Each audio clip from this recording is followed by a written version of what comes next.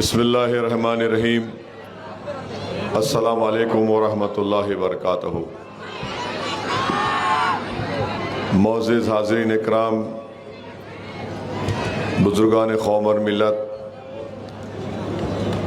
इज़्ज़तदार माँ और बहनों, ग़यूर नौजवान साथियों, आपका बेहद शुक्रिया कि आपने अपना कीमती वक्त निकाल कर आज यहाँ पर मिसलवाड़ी में मजलिस इत्तेहादुल मुस्लिमीन के इंतखाबी जलसे में आपने शिरकत की। शहनशीन पर तशरीफ़ फरमा मोहतरम जनाब इम्तियाज़ जलील साहब, सदर महाराष्ट्र मजलिस इत्तेहादुल मुस्लिमीन वो साबिक़ा रुकन पार्लिमान, मजलिस इत्तेहादुल मुस्लिमीन के वार्ड नंबर 9 के उम्मीदवार काका साहब काकरे, मोहतरमा शाहीन रहीम पटेल साहिबा, मोहतरमा सादिया बेगम अमजद ख़ान और जनाब मतीन मजीद पटेल साहब, मैं आपसे गुजारिश करने आया हूँ कि 15 जनवरी के दिन आप तमाम अपने एक एक कीमती वोट का इस्तेमाल मजलिस इत्तेहादुल मुस्लिमीन के हक़ में करिए और आपको 4 वोट डालना है। जहाँ कहीं भी पतंग का निशान आपको नज़र आएगा और वहाँ पर आपको बटन दबाना है, यानी 4 मशीन रहेंगी और आपको चारों में पतंग के निशान पर बटन दबाकर आपकी पार्टी को कामयाबी से हमकिनार करना है। मेरे अजीज़ दोस्तों और बुज़ुर्गों, आप जानते हैं कि इस वार्ड में पीने के पानी का एक बहुत बड़ा मसला है। यहाँ पर यहाँ की आवाम को, जनता को पानी ख़रीद कर, पीने का पानी ख़रीद कर इस्तेमाल करना पड़ता है। तो ये इलेक्शन इंशाअल्लाह ताला मजलिस इत्तेहादुल मुस्लिमीन के उम्मीदवारों को आप कामयाब करिए। हम अपनी पूरी कोशिश करके इस मसले को ज़रूर हल करवाएंगे। और आप जानते हैं कि जिस इलाक़े में पीने का पानी नहीं मिलता, सबसे ज़्यादा तकलीफ़ वहाँ पर हमारी इज़्ज़तदार माँ और बहनों को उठाना पड़ता। तो मैं उनको भी ये तयख़ुन दे रहा हूँ कि इंशाअल्लाह ताला हम इस मसले को हल कराने की पूरी कोशिश करेंगे। वहीं पर हम देखते हैं कि यहाँ पर ख़वातीन अपने आप को गैर महफूज समझती हैं। बहुत से जगह पर जराइम होता है। मैं आपसे वादा कर रहा हूँ कि इंशाअल्लाह ताला इम्तियाज़ जलील साहब पुलिस के आला अहदेदारों से बात करके इस वार्ड में जितना हो सके यहाँ पर CCTV के कैमरे लगाएंगे ताकि हमारी माँ और बहनें अपने आप को गैर महफूज ना समझें। तीसरी बात यह है कि ख़बरस्तान में यहाँ पर अंदर रोड डालना है, मगर आप जानते हैं कि इम्तियाज़ जलील साहब जब MP थे, उन्होंने क़ब्रिस्तान की दीवार और बाउंड्री वॉल के तामीर का काम करवाया। इंशाअल्लाह ताला ये जो आपका काम है अंदर क़ब्रिस्तान के अंदर का, उसको करवाया जाएगा। फिर आप ये भी जानते हैं कि गवर्नमेंट का अस्पताल है, कोई सहूलतें उसमें नहीं है। ये काम इंशाअल्लाह ताला ज़रूर मजलिस इत्तेहादुल मुस्लिमीन करवाएगी। इम्तियाज़ जलील साहब ने अपने MP फंड से इस वार्ड में 30 रोड के काम मुकम्मल करवाए थे और फिर यहाँ पर बिजली लाइट ऐसा चले जाती जैसा मोदी का मूड होता है, क्योंकि मोदी अचानक उठ के बोले 500 गायब, तो वैसे ही यहाँ पे लाइट गायब। उन्होंने बोले लॉकडाउन, तो लाइट चली जाती यहाँ पे। तो ये एक बहुत बड़ा मसला है। इंशाअल्लाह ताला मजलिस इसको हुकूमत से लड़ेगी, एहतजाज करेगी। और वहीं पर मेरे अजीज़ दोस्तों और बुजुर्गों, अगर कोई कारोबार उरूज पर है तो वो ड्रग का कारोबार उरूज पर है। नशे की आदत यहाँ पर लोगों को, गरीब नौजवानों को उसमें मुब्तला किया जा रहा है और इसकी जिम्मेदारी सरासर देवेंद्र फडणवीस, एकनाथ शिंदे और अजीत पवार की ये डबल इंजन, बोलिए ट्रिपल इंजन की सरकार जिम्मेदार है। अगर वो हुकूमत चाहती है तो वो कारोबार ना सिर्फ कम हो सकता बल्कि उसको ख़त्म किया जा सकता है, बशर्ते कि हुकूमत नेक नियति से काम करे। और मेरा मानना यह है कि ड्रग्स के कारोबार में जहां कहीं भारत के परदेसे हैं, स्टेट्स हैं, अगर पुलिस को खुली छूट दी जाएगी तो ड्रग्स का कारोबार कम हो सकता है। हैदराबाद में हमारे एक कमिश्नर पुलिस थे, उनको भी खुली छूट दी गई तो वो गोवा को जाकर वहां से असल जो ड्रग का मास्टरमाइंड था पकड़ के हैदराबाद लेकर आए थे उसको। हुकूमत चाहेगी तो ख़त्म होगा। और ये देवेंद्र फडणवीस की सरकार ड्रग्स कंट्रोल करने में ना सिर्फ नाकाम है बल्कि उनके कई रूलिंग पार्टी के अलायंस के लोग उस कारोबार में मुलविस हैं। सारी दुनिया जानती है कि ड्रग्स का ताल्लुक दहशतगर्दी से, आतंकवाद से होता है। नार्को टेररिज्म हम उसको बोल सकते हैं। अफसोस ये है कि ये दीमक की तरह ना सिर्फ हमारे देश को बल्कि हमारे नौजवान नस्ल को तबाह और बर्बाद कर रहे हैं। अज़ां हो रही क्या?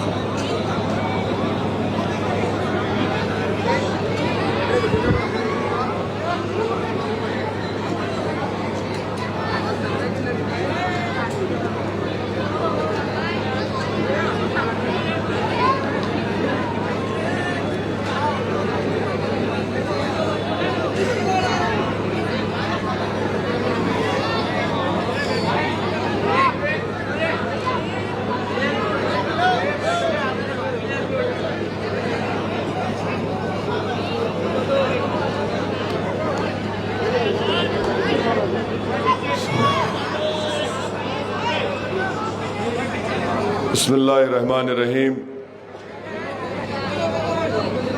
आपके इस वार्ड में अबरार कॉलोनी में शलकर नगर में एक पुल की ज़रूरत भी है। इंशाअल्लाह ताला मजलिस इत्तेहादुल मुस्लिमीन इस काम को भी पूरा कराने की कोशिश करेगी। रोड के मसाइल हैं, कई जगह पर रोड की ज़रूरत है। ये भी मजलिस इत्तेहादुल मुस्लिमीन आपसे वादा कर रही है। इस बल्दिया के इलेक्शन में अगर आप मजलिस के चारों कॉरपोरेटर को कामयाब करवाएंगे, मैं आपको तयख़ुन दे रहा हूँ कि इंशाअल्लाह ताला मैं ख़ुद यहाँ पर कम से कम 2-3 महीने में एक मरतबा आऊँगा औरंगाबाद को, और मजलिस के जितने कॉरपोरेटर्स इंशाअल्लाह बड़ी तादाद में जो मुंतखब होने जा रहे हैं उनकी कारकर्दगी का हम जायज़ा लेंगे। एक बात याद रखिए, इलेक्शन के बाद औरंगाबाद में मजलिस की तंजीम को भी मजबूत किया जाएगा और मजलिस के जितने कॉरपोरेटर हैं उन पर भी हम कड़ी नज़र रखकर इनसे उनके प्रभाग में डेवलपमेंट और तरक्याती काम को करवाएंगे। मेरे अजीज़ दोस्तों और बुज़ुर्गों, दूसरी बात का जिक्र इम्तियाज़ जलील साहब ने किया कि जो उनकी गाड़ी पर हमला किए बुज़दिल लोग, मुझे अफसोस होता है कि ऐसे किस्म के लोग जो बुज़दिल हैं इम्तियाज़ जलील की गाड़ी पर आकर हमला करते हैं। भाई साहब रुक जाइए, थोड़ा रुक जाइए, लाल शर्ट।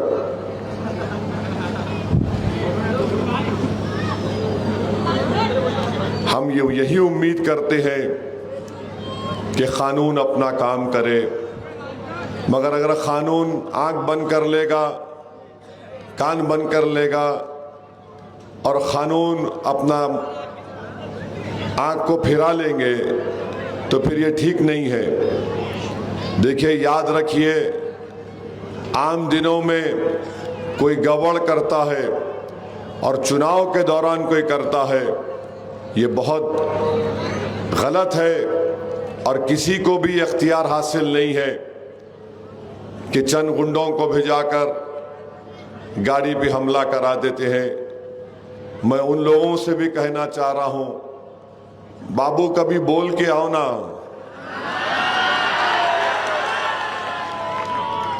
ऐसा मत करो, तुम्हारे हाथों में मेहंदी लगी हुई थी, मैं जानता हूं। और याद रखो, ऐसी आग को मत जलाओ जिसको तुम नहीं बुझा पाओगे। तुम एक खेल खेल रहे हो। मैं जानता हूं कि बीजेपी के बड़े बड़े नेता आमदार के पास तुम गुलामी करते हो, उनके घर के टट्टू हो तुम, वहां कर लेना। अगर तुम ये समझ रहे हो कि कोई आमदार खासदार तुम्हारे लिए फोन कर देगा, याद रखो आज के जमाने में फोन की भी जरूरत नहीं पड़ती बहुत से काम कराने के लिए। तो अफसोस होता है, इतने सालों से मैं यहां पर आ रहा हूं, कई तकारीर मेरी यहां पर हुई इस मुबारक शहर में, मगर कभी भी हमने हिंसा या तशद्दुद की बात नहीं की। फसाद हो रहा था तो इम्तियाज जलील जाकर उस फसाद को बढ़ने से रुकाया। अगर सियासी फायदा कराना चाहते तो इम्तियाज जलील घर को आके बैठ जाते थे, मगर इम्तियाज जलील नहीं चाहते थे कि इस शहर का अमन बर्बाद हो जाए। हम उम्मीद करते हैं कि एडमिनिस्ट्रेशन इसका सख्ती से नोट लेगा और जो भी उनको करना है करना पड़ेगा। फ्री एंड फेयर इलेक्शन होना चाहिए और होगा इंशाअल्लाह ताला। और अगर कोई 15 तारीख के दिन भरतनाट्यम करना चाह रहा है तो याद रखो, हम भी 3 मार का नाच कर सकते तुम्हारे साथ। तो ये इनको समझना चाहिए। और ये बांकड़े पहलवान हैं, चड्डों में से मोंडे पलट गए इन लोगों के। हराम खा खा के हराम काम करते हैं, तो जाहिर है जो पेट में जाएगा तो वही हरकत होती है। मेरे अजीज दोस्तों और बुजुर्गों, मुकाबला यहां पर बीजेपी से है। ये जो इम्तियाज जलील की गाड़ी पे हमला कराए वो नरेंद्र मोदी के चेले हैं, देवेंद्र फडणवीस के चमचे हैं, आरएसएस के एजेंट हैं। इसीलिए क्योंकि बीजेपी नहीं आ रही यहां पर, तो इन्होंने अपने चमचों को, प्यादों को मैदान में उतारा। और सुनिए, जब से नरेंद्र मोदी देश के प्रधानमंत्री बने, मॉब लिंचिंग में इजाफा हो गया। जब से नरेंद्र मोदी देश के प्रधानमंत्री बने, गौ रक्षक के नाम पर इंसानों को मारा और पीटा जा रहा है, बुलडोजर का गलत इस्तेमाल हो रहा है। जलगांव में शमशाद पठान को उसी के साथियों ने, बचपन के साथियों ने मिलकर उसका कत्ल कर दिया। 5 पीढ़ी से वो वहां पर गांव में रह रहे थे। उसके बाप ने कहा कि अब मैं नहीं रह सकता, मेरे ही गांव में जहां पर मेरी 5 पीढ़ी यहां पर रही, उनके सामने मेरे बेटे को मार दिया गया, मैं इस गांव को छोड़कर जा रहा हूं। फिर हम देखते हैं कि बीजेपी, शिंदे और अजीत पवार की सरकार में मंत्री हैं, बाबा साहेब अंबेडकर के संविधान पर ओथ लेते हैं और रोज अनाप शनाप बकते रहते हैं मुस्लिम अल्पसंख्यक समाज और दलितों के खिलाफ। इनको किसी की फिक्र नहीं है और बोले जाते नफरत को आम कर रहे हैं। तो मेरे अजीज दोस्तों और बुजुर्गों, अपना एक एक वोट का सही इस्तेमाल करो। और ये लोग जो इम्तियाज जलील की गाड़ी पर आकर ये जो नहीं मालूम आप औरंगाबाद में खेलते नहीं खेलते, हमारे पास वो इमली के सूखे हुए गुटली होती, वो दाल के साथ फेंकते, हम लोग खेलते, बचपने में खेलते थे, नहीं मालूम यहाँ खेलते नहीं खेलते, क्या बोलते उसको, क्या बोलते, हाँ, चंपू। तो तुम जो खेल खेल रहे ना, वो चंपू खेल रहे तुम। ये सूखे हुए इमली के गुटलियों का चंपू खेल रहे हैं। यूं हम वो नहीं खेलते वो खेल। इनसे पूछो आप मोदी के बारे में इनकी राय क्या है, फडणवीस के बारे में इनकी राय क्या है, क्या बोलते? हाँ, वो भी नहीं मालूम 1 है या 2 है। नरेंद्र मोदी की सरकार ने हमारे देश में वक्फ का काला कानून बनाया, जिसके जरिए से मस्जिद, दरगाह, खानका, कब्रस्तान को छीना जा सकता है।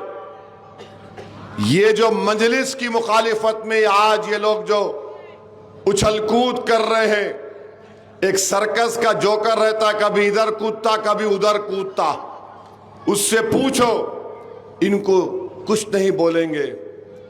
ऐसा काला कानून बना दिया गया कि मुस्लिम वक्फ बोर्ड मुसलमानों का एक धर्म का स्थान है, वहां पर कोई गैर मुस्लिम मेंबर बन सकता है, ये लोग अपनी जबान नहीं खोलेंगे। हमारे हिंदू धर्म के भाई के स्थान है, बौद्ध धर्म के स्थान है, वहां पर उन्हीं का मजहब का आदमी मेंबर बन सकता है और वैसा ही सही है। मगर जब मुसलमानों के धर्म स्थान की बात आई वक्फ बोर्ड की, तो मोदी ने कहा कि नहीं, यहां पर कोई गैर मुस्लिम कोई मेंबर बनाया जा सकता है।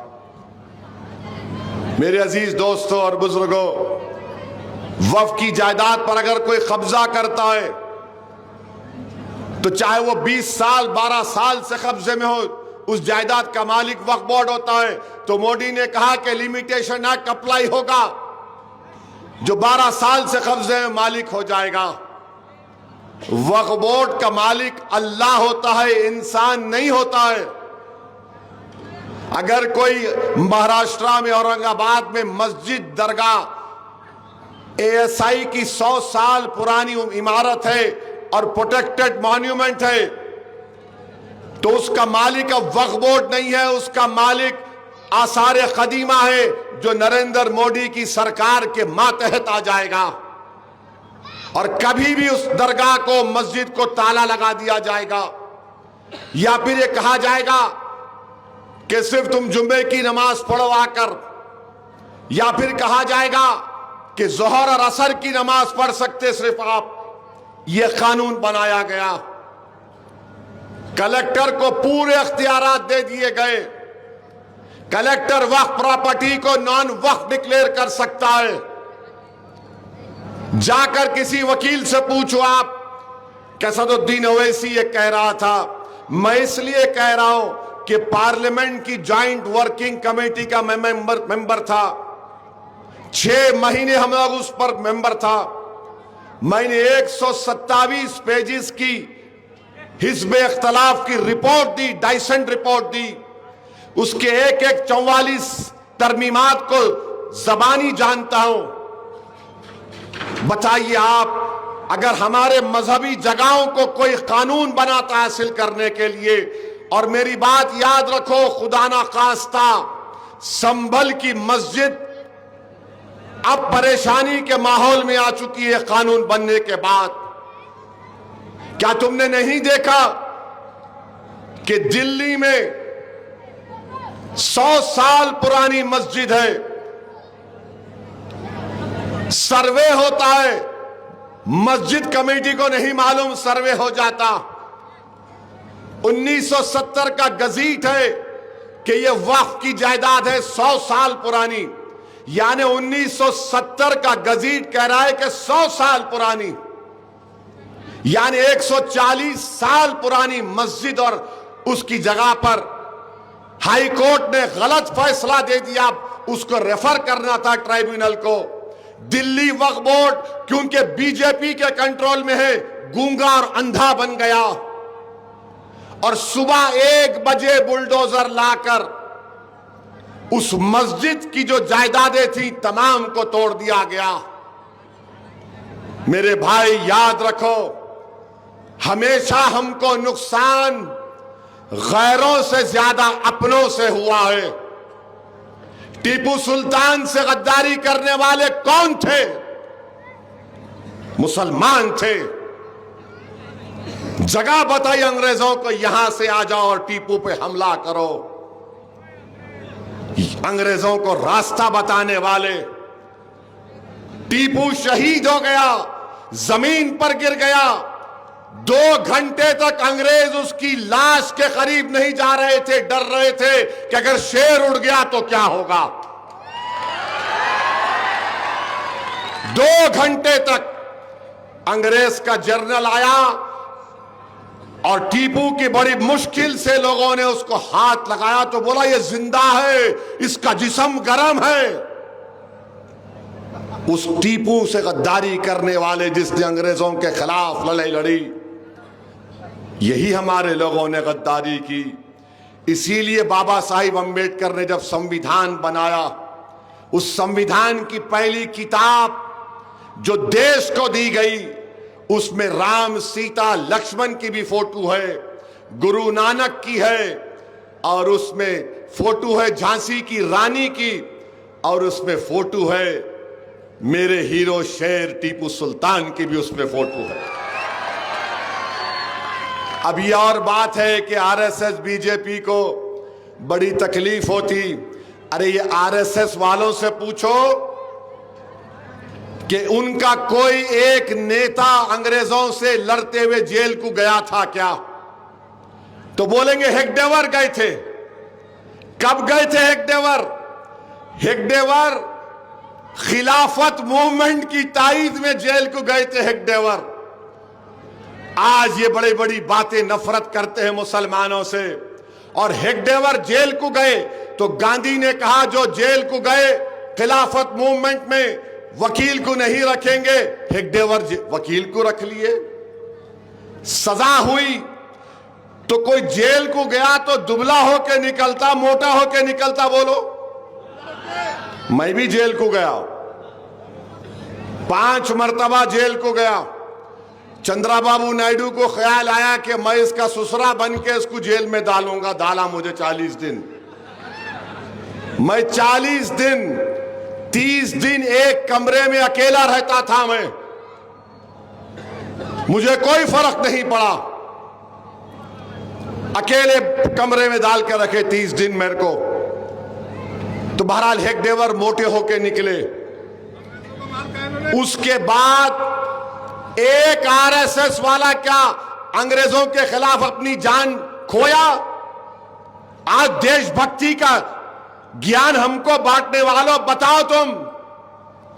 मैं इसलिए कह रहा हूं क्योंकि यहां पर मजलिस का मुकाबला बीजेपी आरएसएस से हो रहा है और उनके एजेंटों से बोल रहा हूं। जाकर तारीख पढ़ो, बताओ कोई आरएसएस वाला अंग्रेजों से लड़ता हुआ मारा गया? नहीं बता सकते। मैं तुमको बताता हूं, क्विट इंडिया मूवमेंट का नारा यूसुफ मेहर अली ने दिया था, जो मुंबई बंबई का रहने वाला उस वक्त का।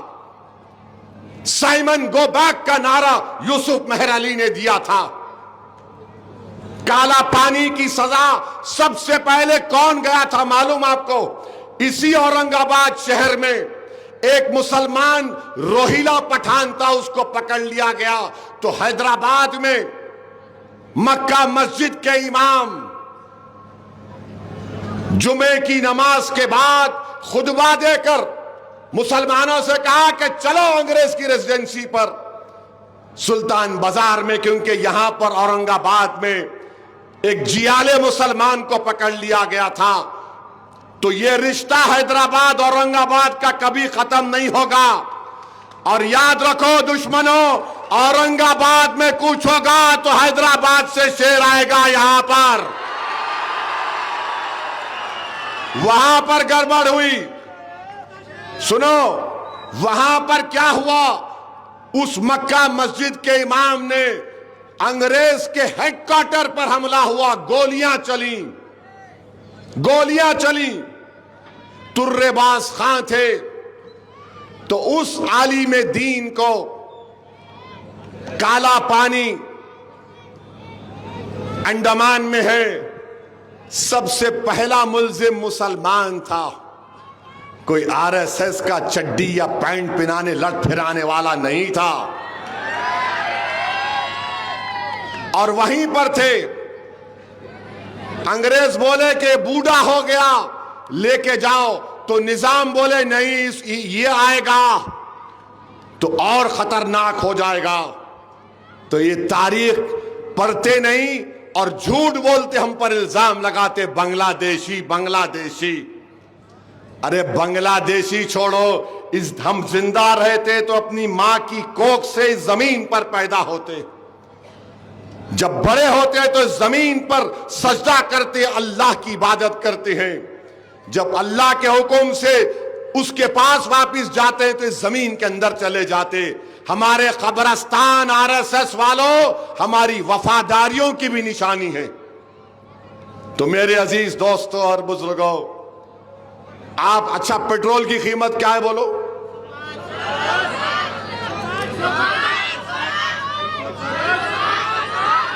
कितना 1 लीटर? 105। गुजरात में कितना है मालूम आपको? 94 रुपीज ओनली। 94। तुम कितना बढ़ के दे रहे? मैं तो मैथ्स में वीक हूं, कितना बढ़ के दे रहे तुम बोलो? 16। अब आप बताओ, ट्रिपल इंजन की सरकार है हमारी।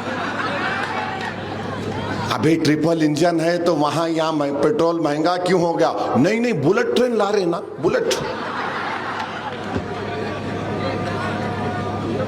वो हैदराबाद में बोले तो बोलेंगे बैगन का बुलेट, पेट्रोल कम कर ले बाबा पहले। पेट्रोल कम नहीं हो रहा, मगर पेट्रोल कम नहीं हो रहा तुम्हारे लिए, मगर उनके जो एजेंटों की गाड़ी में बराबर पेट्रोल डाला जा रहा ताकि आग लगाओ, तुम्हारे इत्तेहाद को तोड़ दिया जाए। इस फर्क को आपको महसूस करना है। इनके पास कोई प्रोग्राम नहीं है। इतने साल से औरंगाबाद में बल्दिया आपके पास है, तुम पीने का पानी हल नहीं कर सके, तुम यहां पर कुछ नहीं कर सके। और हर चुनाव आता गाली किसको देते? ओवैसी को गाली देते। अब तो शिंदे की सभा में पतंग आई तो बोला कटी कटी। कोई कटता नहीं, जो अल्लाह के नाम पे कटता वो जिंदा होता है, याद रखो, मरता नहीं है वो। क्या करोगे तुम? क्या क्या करोगे तुम बताओ? सारी दुनिया देख रही है तुम्हारी हरकतों को। ये बड़ा हमको बांग्लादेशी बोलते मुसलमानों को। आपको मालूम मोदी की एक बहन दिल्ली में बैठी हुई है, उसको नहीं भिजाते बांग्लादेश को? क्यों नहीं भिजाते उसको? भिजाओ ना उसको। देवेंद्र फडणवीस बोल रहे हम 100 बस तैयार रखे। क्या करते तैयार रख के? बैठ के फिरते। दूल्हे कैसा तुम उसमें?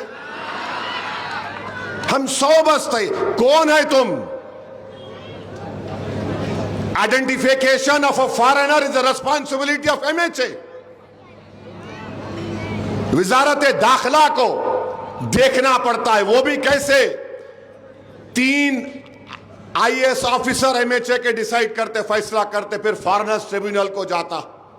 ये लोग क्या किए? पूना से, भिवंडी से, बंगाल से आए हुए भारत के नागरिकों को पकड़ के भिजाए और वहां पर बांग्लादेश के अंदर भिजा दिए।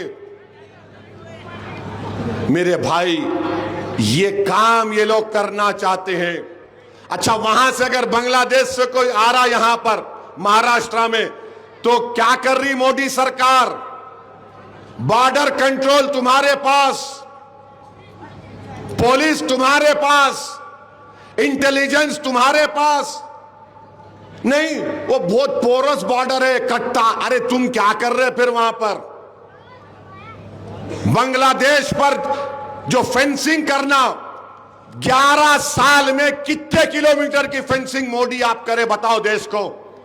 10 किलोमीटर की फेंसिंग नहीं करे।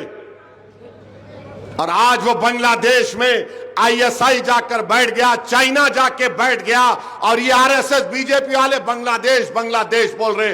अरे जालिमों, तुम्हारे दिमागों पर पर्दा भी पड़ा हुआ है। तुम आखिरी ट्यूबलाइट हो। अगर बांग्लादेश ISI चाइना के हवाले चला जाएगा तो नॉर्थ ईस्ट में खतरा मेरे देश को होगा ना। मगर नहीं, तुम उसी में खुश हो। तो मेरे अजीज दोस्तों और बुजुर्गों, इस काले वफ कानून के खिलाफ आपको वोट देना है। देंगे ना मेरे भाई? याद रखो, इस काले कानून के बनने के बाद महाराष्ट्र का एक बहुत बड़ा चुनाव, इंतखाबात होने जा रहे हैं। अपनी नापसंदगी का इजहार जमहूरी तरीके से आपको करना है।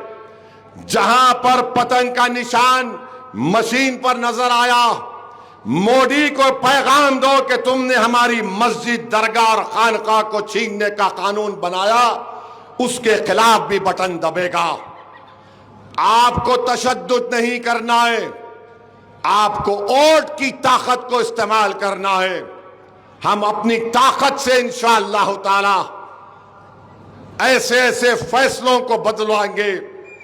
और याद रखिए, इम्तियाज जलील बरसों के बाद एक मुस्लिम MP बना था महाराष्ट्र में। सबने मिलकर, ये तमाम जो मीर जाफर, मीर सादिक आज खड़े हुए हैं ना, इन सब ने मिलकर इम्तियाज जलील को MP की कामयाबी से रोका। असेंबली का इलेक्शन लड़ा सैयद इम्तियाज जलील। फिर से ये लगड़बग्गे जमा हो गए और 1100 वोट से इम्तियाज जलील की कामयाबी रुक गई। मैं आपको बड़ी एक बात बता रहा हूं, मुझे माफ कर देना अगर आपको तकलीफ होगी। सबसे ज्यादा तकलीफ गरीबों को होती है कि उनका नुमाइंदा नहीं जीतता। सबसे ज्यादा तकलीफ उस मजलूम बाप को होती है जिसने अपने बेटे को खो दिया मॉब लिंचिंग में। अगर आज इम्तियाज जलील मेरे साथ पार्लियामेंट में होता, अख्तर ईमान बिहार से मेरे साथ MP होते, तो क्या नरेंद्र मोदी वफ का कानून बना सकते थे? बताओ आप। नहीं बनता था। अगर इम्तियाज जलील महाराष्ट्र की विधानसभा में होता तो क्या वो गुस्ताखे रसूल जेल को जाता नहीं जाता? मुझे बताओ आप। कोई नहीं है। इसीलिए दुश्मनी इम्तियाज जलील से इसलिए है क्योंकि जानते हैं ये बोलने का सलीका उसको आता है, ये जालिमों की, दुश्मनों की चाल को समझता है। उसके पास सलाहियत है। इसीलिए सब बुज़दिलों ने मिलकर इम्तियाज जलील की कामयाबी को रोका। मगर मैं उन जालिमों को पैगाम दे रहा हूं, 2029 आएगा, यहां से हमारे 2 आमदार या 3 आमदार भी रहेंगे, हमारा खासदार भी दोबारा मुंतखब होगा इंशाअल्लाह ताला। क्या आप करेंगे इंशाअल्लाह ताला? बताइए। उसके लिए आज औरंगाबाद की पूरी बल्दिया में मजलिस के जितने उम्मीदवार हैं उनको कामयाब करना है। जो गद्दार हैं, जो पीठ पर खंजर मारते हैं, इनको शिकस्त दीजिए, इनकी जमानत को जब्त करवाइए। अरे क्या तुम नहीं देखते कि हमारी बेटी जो डॉक्टर का तखर्रुर का लेटर लेने जाती है, उसके चेहरे से नकाब खींचा जाता है, इनकी मुंहों में, इनकी जबानों पर ताले लगे हुए हैं। एहतजाज करने वाला अख्तरुल ईमान था। उस हमारी बेटी के शौहर से मैंने बात की, उनको बहुत समझाया कि जाओ अपनी बीवी से कहिए कि नौकरी पे जाए, मगर उन्होंने कहा कि असद भाई हमारी बीवी एमडी कर रही है। इतना डर बिठा दिया उन लोगों को। मैं आपसे अपील कर रहा हूं, डरने और घबराने की जरूरत नहीं है।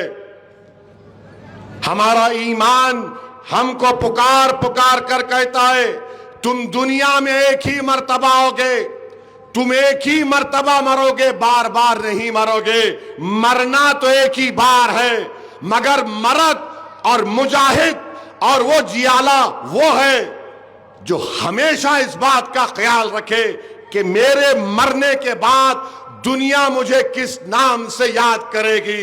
मैं मर जाऊंगा, मुझे जाना है, तो मेरी ख्वाहिश यही है कि जब मैं इस दुनिया से चला जाऊं तो लोग ये बोले ये औरंगाबाद की जनता का दीवाना था, इसने कहा था कि मैं मर जाऊं तो इस सरजमीन में दफना देना। लोग ये कहेंगे कि ये रसूलुल्लाह सल्लल्लाहु अलैहि वसल्लम के गुलामों का गुलाम था। मेरे अजीज दोस्तों और बुजुर्गों, मैं आपसे अपील कर रहा हूं कि जब तक वो ऐसी जिंदा रहेगा, कोई मैका लाल आ जाए, मैं मरने के लिए तैयार हूं, इस काज के लिए, अपनी जमात के लिए। मेरे अजीज दोस्तों और बुजुर्गों, एक एक वोट को इस्तेमाल करिए और जमहूरी तरीके से जवाब दीजिए उन गद्दारों को, उन जालिमों को जो हमारे इत्तेहाद के दुश्मन हैं, जो हमारे इत्तेहाद को कमजोर करना चाहते हैं। अरे भारत से कोई बड़ा नेता आ जाए, मैं चैलेंज के साथ कह रहा हूं कि एक हफ्ते में मजलिस के 2 जलसे हुए, लाखों सलाम तुम पर, तुमने आम खास ग्राउंड को भर दिया, चक्का जाम कर दिया। लाओ बड़े बड़े नेता आए तो उनको गाड़ी में लाना पड़ता, 500 ले, एक वो ले, एक बाद में कुत्ते का पेशाब पी लेके जाओ। मजलिस का जलसा होता है, ये तुम्हारी मोहब्बत है। मेरे पास तो अल्फाज नहीं है कि मैं कैसे अदा करूं। मैं सलाम करता हूं हमारी मां और बहनों को भी। जब कभी भी पैदल दौरा करता हूं तो हमारी मां और बहनें और बेटियां जिस मोहब्बत से मुझसे पेश आती हैं और जिस तरीके से आकर कहती हैं कि असद भाई हम तुम्हारे साथ हैं, तुम आगे बढ़ो, तुम आगे बढ़ो। आज एक हमारी एक ज़ईफ मां आ गई, आकर मेरा हाथ पकड़कर कहा तुम लड़ना, पीछे नहीं हटना, तुम लड़ना, पीछे नहीं हटना। मेरे रोंगटे खड़े हो गए। मैंने दिल में अल्लाह से दुआ की, परवरदिगार इस औरत की दुआ तू कबूल कर ले, तू मुझे हमेशा इस काबिल बना के मैं लड़ता रहूं मजलूमों के लिए, चाहे वो मुसलमान हो, दलित हो, कोई हो। तो मेरे अजीज दोस्तों और बुजुर्गों, लड़ाई लड़ना है। दुनिया दारुल अमल है, दारुल जजा रसूलुल्लाह सल्लल्लाहु अलैहि वसल्लम की शिफात पर हमको मिलेगा इंशाअल्लाह। मगर ये दारुल अमल है, मसाइब और मुश्किलात हैं, डरना नहीं, मायूस नहीं होना। और तुमको मिसाल देकर जा रहा हूं, फलस्तीन में, गाजा में 65,000 लोग मारे गए, 65,000। उसमें से करीब 35 या 40,000 तो खाली मासूम बच्चे थे। तुमने एक न्यूज पढ़ी कि गजा के किसी एक फलस्तीनी ने खुदकुशी कर ली? तुमने एक न्यूज पढ़ी कि गजा में किसी ने मायूस होकर ड्रग्स लेना शुरू कर दिया? तो औरंगाबाद और महाराष्ट्र और भारत के अल्पसंख्यक समाज, मायूसी कुफर है, याद रखो। अल्लाह पुकार पुकार कर कह रहा है, ला तखनतो मिन रहमतिल्लाह, मेरी रहमत से मायूस मत हो, कभी मायूस मत हो। जो दुनिया में आज गरीब है वो रसूलुल्लाह सल्लल्लाहु अलैहि वसल्लम के करीब होगा। जो दुनिया में आज जिसको मारा पीटा जा रहा है, खुदा की कसम तुमसे इंसाफ होगा उस दिन। इस दुनिया में भी अल्लाह इंसाफ करेगा और वहां पर भी करेगा। तो अपने हौसलों को बुलंद रखो, अपने हौसलों को बुलंद रखो और पूरे इत्मीनान और एतमाद के साथ जाकर अपने एक एक कोट का इस्तेमाल करो। डरने और घबराने की आपको जरूरत नहीं है। मजलिस इत्तेहादुल मुस्लिमीन अब औरंगाबाद के ना सिर्फ घरों में बल्कि मासूम बच्चों के दिलों में पहुंच चुकी है। ऐ जालिमों, तुम्हारा अब कुछ नहीं हो सकता। मासूम बच्चा कल मैं अहमदनगर गया, स्कूल के बच्चे हैं, मेरे ख्याल से 10 साल के हैं, मोटर गाड़ी में जा रहे तो मोटरसाइकिल पर अपने वालिद को बोल रहे, अब्बा पतंग वाला पतंग वाला पतंग वाला ओवैसी आ रहा है। इनको देखे तो बोलते, अब्बा शैतान की औलाद, शैतान की औलाद, इब्लीस की औलाद। इनको देखते कि ऐसा डरावनी चेहरा कैसा है, देखो आप। तो मेरे अजीज दोस्तों और बुजुर्गों, 15 तारीख के दिन आपको पतंग के निशान पर बटन दबाना है। ये नेशनल चैनल के लोग भी आए, टाइम्स नाउ भी है, थैंक यू। अब आपको भी बताता हूं, पिछले बार विधानसभा के इलेक्शन में नारेगांव में और आम खास ग्राउंड पे मैं 15 मिनट बोलते कि उन्हें चला दिए, दूल्हा बना दिए मेरे को। मगर खुदा की शान देखो आप, इनका बोलना इन पे भारी पड़ गया। कुदरत के फैसले कैसे होते देखो आप। 15 मिनट में बोला, तकरीर को 15 मिनट बाकी है 10 बजने में, ओ इसी 15 मिनट बोले। तो अल्लाह कुदरत का निजाम ऐसा है कि खुद फैसला हुआ कि 15 तारीख को पतंग पे बटन दबाओ। मैं नहीं बोला 15 मिनट, ना मैं 15 बोला।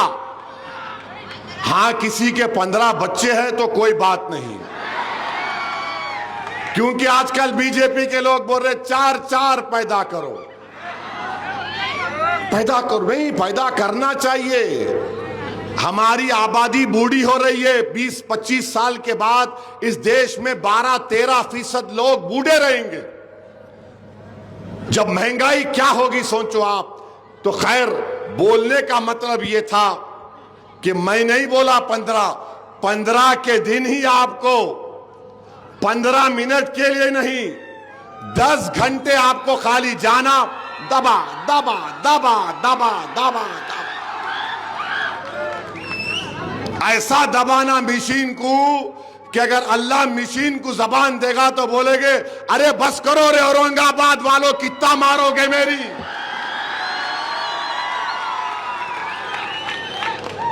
तो क्या करेंगे, मशीन को मारेंगे ना। ये उंगली उठाना, पतंग देखते कि ये ले, ये ले। तू गाड़ी पे एक मुक्का मारा, 4 ले। तू वफ का कानून बनाया, ये 4 ले। तू मेरे को बांग्लादेशी बोला, ये 4 ले। ये करेंगे ना आप,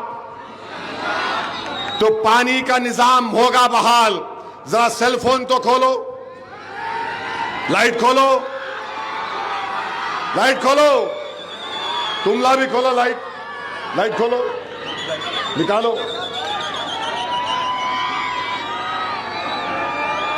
नारे तकबीर, नारे तकबीर, नारे तकबीर।